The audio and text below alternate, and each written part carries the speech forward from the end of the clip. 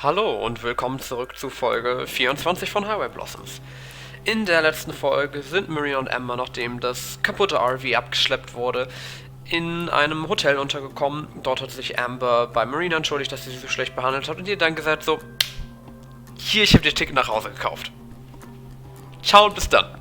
Marina ist in Tränen ausgebrochen, Amber wollte es ihr nicht erklären. Ja, dann ist Amber durch die Stadt gelaufen, schließlich aus der Stadt raus, war einfach nur sad und ja, ist dann auf Mariah getroffen mit ihrem Motorhome, die alleine da war, weil Joe und Tess unterwegs sind. Die haben dann zusammen getrunken und Mariah hat ihr mal gesagt, was Sache ist, ja. Ja, und da hat es so ziemlich aufgehört.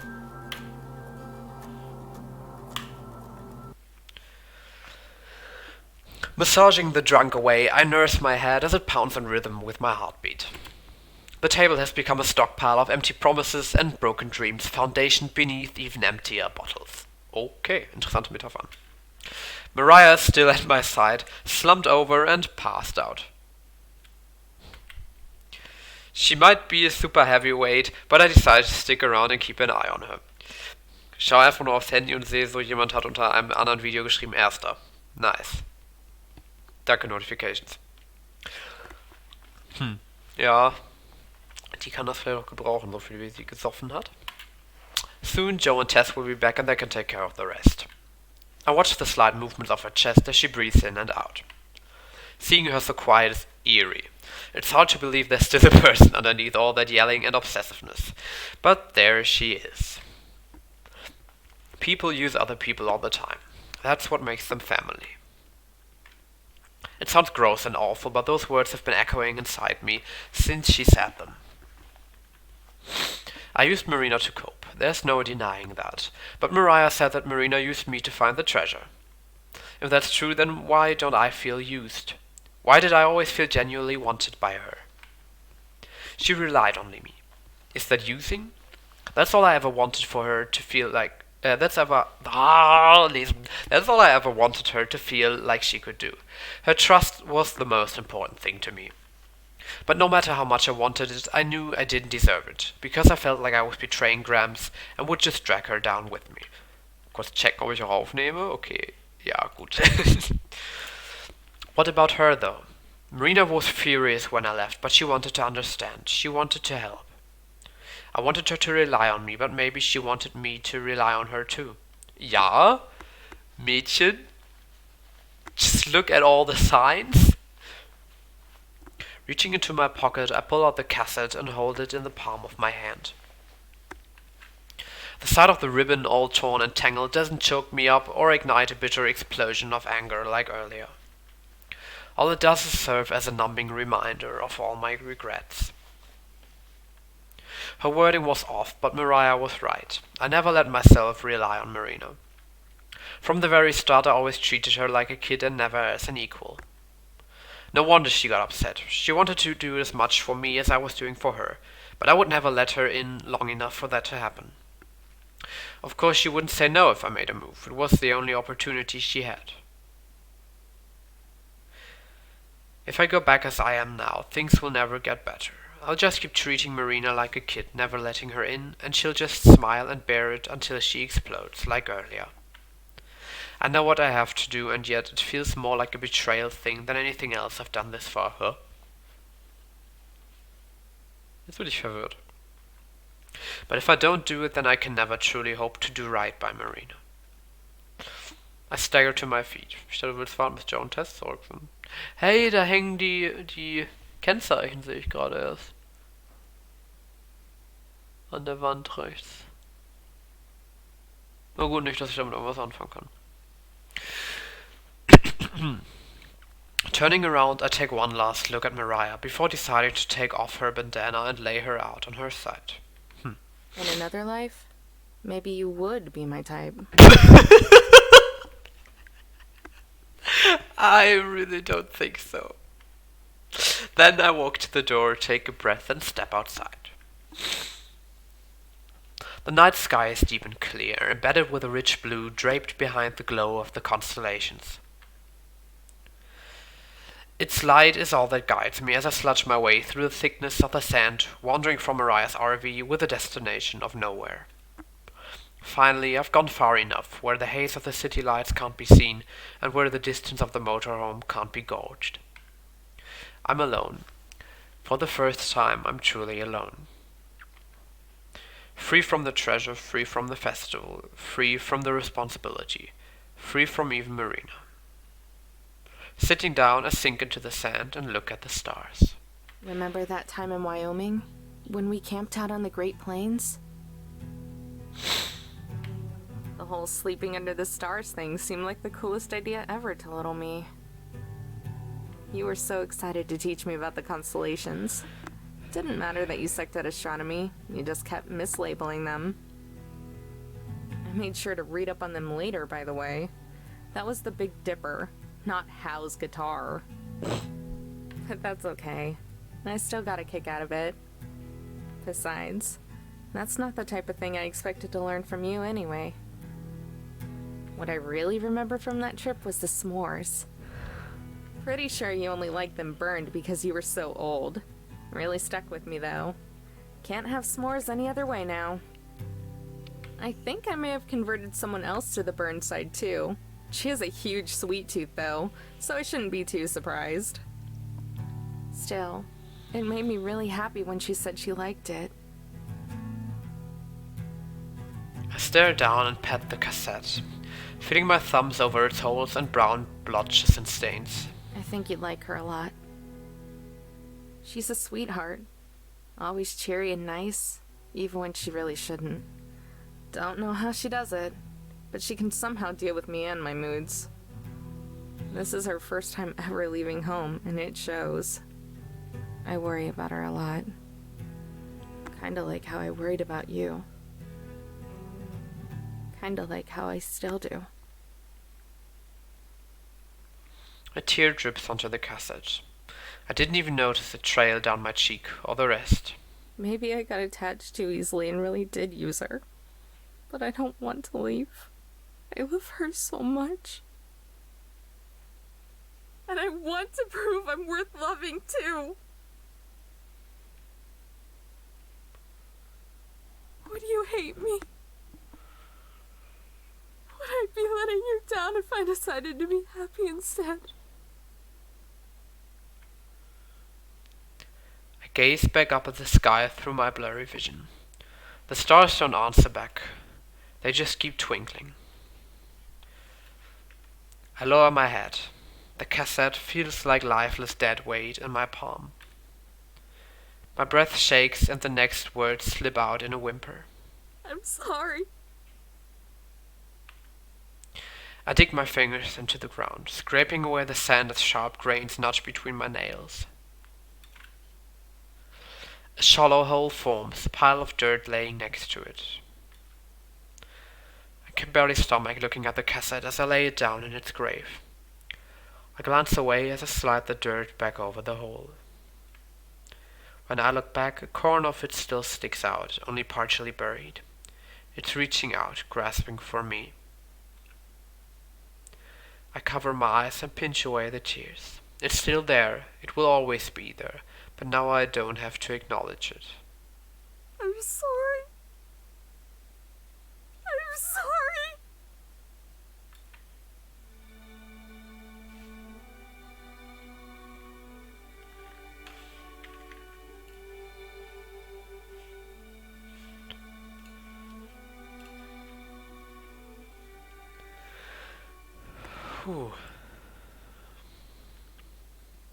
Whew.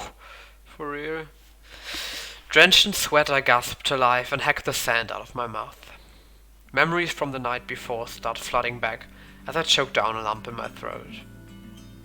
The desert, the tape, the stars. Marina! My head snaps to the sky. The sun is already a quarter of a way done with its cycle. Soon, if it already hasn't, the taxi will pick up Marina and I'll never see her again. All because I couldn't let myself trust Marina. I slam my fists down, kicking up a pitiful plume of sand. Even if I ran, I'd never be able to make it in time. If only I had the motor on. Wait. Mariah! There's a chance they still might be camped out nearby. Wiping the tears from my eyes, I spring to my feet and sprint in the direction of their motorhome, leaving the half-buried cassette behind me. Please still be there. Please still be there. Sure enough, it's right where it was last night. I run up and pound on the door, knocking harder and louder until someone here answers. Looking up with wide eyes, Tess opens the door and stares at me. Tess, is Mariah here? Amber? Joe slinks off the couch and joins Tess at the door. Sheesh, you're a wreck. Everything okay? Quick, the time! Huh? The time! What time is it?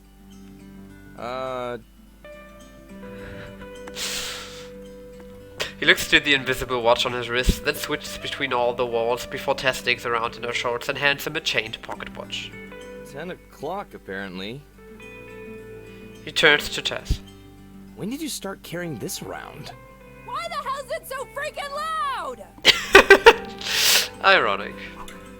A bottle comes hurtling towards Joe, but he ducks at the last second, letting it shatter across the wall. Oh yeah, she smashed the last one. 15 minutes. There's still time. Whoa, slow down a sec. Time for what? I know this is short notice, but I need a ride.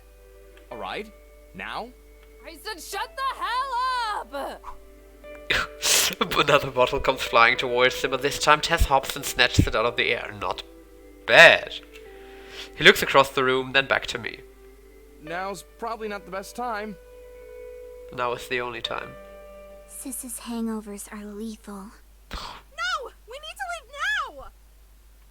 Do you not remember what I said I'd do with the jumper cables the next time you... Nursing her forehead and lifting up another bottle, Mariah stomps over, only to freeze once she sees me. Mariah, I need a ride. Please, you were right. I made a big mistake, and if I'm not back at our hotel in 15, I'll never see Marina again. The motorhome falls silent, all eyes on Mariah. Her face is blank, unreadable, compared to all the crazy-looking scowls she usually wears. Finally, she speaks. All right, let her in. Ooh. I'm really sorry, but you know how she... Wait. For real? Mariah closes her eyes and takes a deep, long breath. Before I change my mind... Joe and Tess shoot each other surprised glances, then shrug. Well, what do you know? Miracles actually do happen. The desert heat has thawed her icy heart. Yeah, just shut up and get ready. No hoppin'. The other two scurry around and batten down the hatches, strapping shut all the cupboards and shelves. Grabbing her bandana, Mariah ties it around her head while I shuffle around and try to spit out a thank you. So, I should probably... We're all set. I'll take the wheel.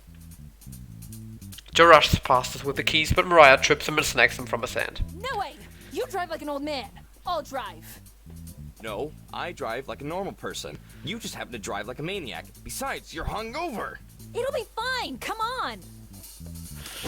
They both dart over to the front seats and the RV roars to life. Tess, hair of the dog. Tess nods and runs to the fridge, grabbing a bottle that looks like a lot like the ones from last night, except this one has a picture of the devil on it. She tosses it over to her sister, who showcases the same catching talent as her. Now that's what I'm talking about. Slamming the bottle in the cup holder, Mariah sticks her head out the window and backs up the motorhome. Joe shakes his head, replacing the devil's brew with a nearby water bottle while she isn't looking. You're going to need to hang on tight, by the way. Huh? Why?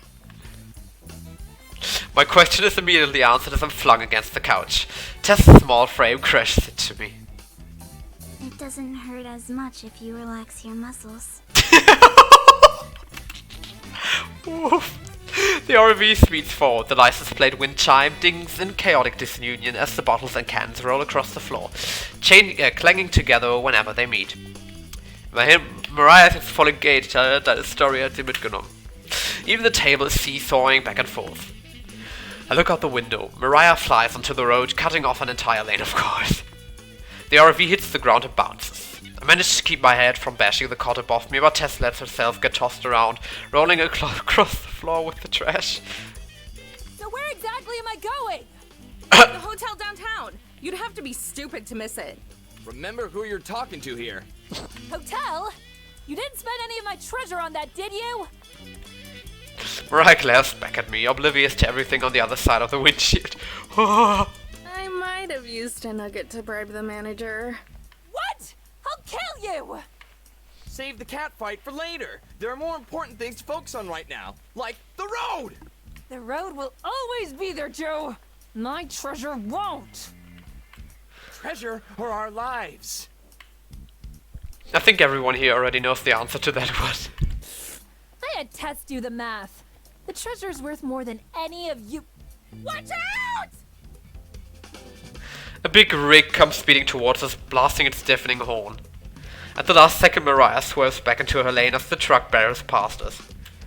The motorhome hits a bump and bounces up again. Unprepared, poor Joe's head hits the ceiling, knocking the light from his eyes. Oof. If I squint hard enough, I can even see his soul drifting away from his body. What? Sis, I think Joey's dead. About damn time. He was getting annoying. Tess to lose her fallen comrade. It's always the sane ones who die first. We zoom past the town's welcoming center. It's not far at all now. Tess, what time is it? 10:12. I grit my teeth and glare out the window. Sie hat doch 10:30 gesagt, nicht 10:15. Please still be there. Downtown comes into view. The strip of familiar stores and restaurants start forming. Mariah races down the street, ignoring all traffic lights and pedestrians as people leap out of the way and cars break into other lanes. Whew. We're almost there. Get ready! The hotel looms just up ahead. Through the windshield, I can see Marina holding onto a small suitcase as she prepares to step into the cab. I leap to the door and swing it open. Wind rushes through my hair. The motorhome is slowing down, but I don't care. The hell are you doing? I launch myself onto the street, tumbling across the burning concrete as the road tears against my skin. Immediately, I spring back up and dart towards Marina. Mariah screeches to a halt in the middle of the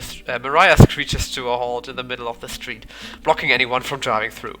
The three of them hop out, Joe clutching his head as he stumbles out the door. Amber?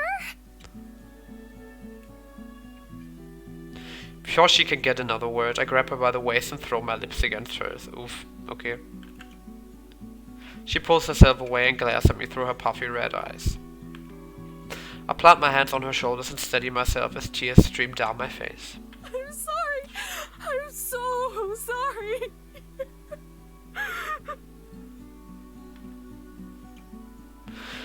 Marina freezes, then she slowly softens from a glare to a strain. I catch a lump building in her throat too. I thought you weren't coming back. I know. I was such a bitch. I didn't mean any of it. I love you so much. I just didn't want to hurt you. But you did. What? How could you ever hurt me? I was scared. The tears don't stop. The crying gets louder. I was afraid I was using you because I didn't have grips anymore. I lost my family. I always wanted to help you, but I think I might be the one who really needs help. Marina can't hold it back any longer and starts bawling in my arms, hugging me as tight as she possibly can. Dummy, I'm your new family. I don't care if you use me. I love you. I love you too.